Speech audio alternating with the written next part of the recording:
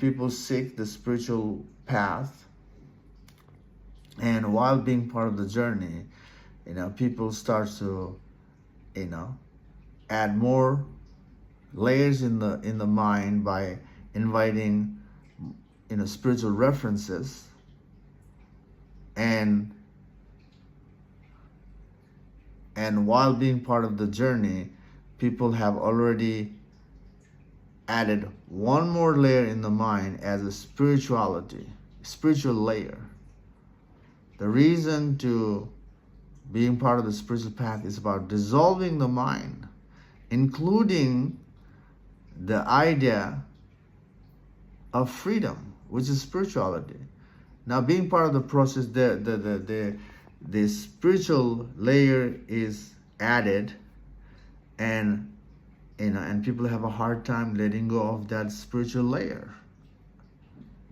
So this is another bondage, another limitation, especially when you add the spiritual idea in your mind and you're working with the spiritual idea. You see sudden change in your life, through control, through, creating a boundary. You see the result.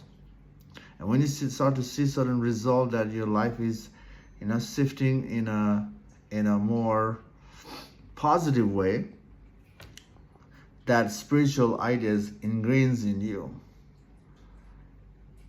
And you hold on to that because that's the highest idea, isn't the highest meaning in life. Spiritual meaning is the highest meaning.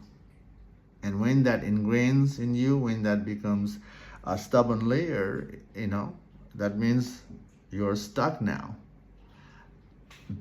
The real freedom from the mind, the spiritual freedom, is about letting go of the spiritual self as well.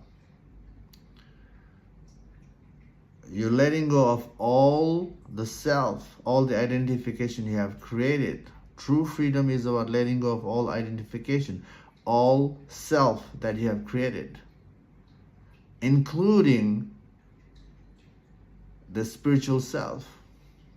You cannot hold on to that last resort. You have to let go of that as well. If you don't let go of that itself, is the wall that you're creating,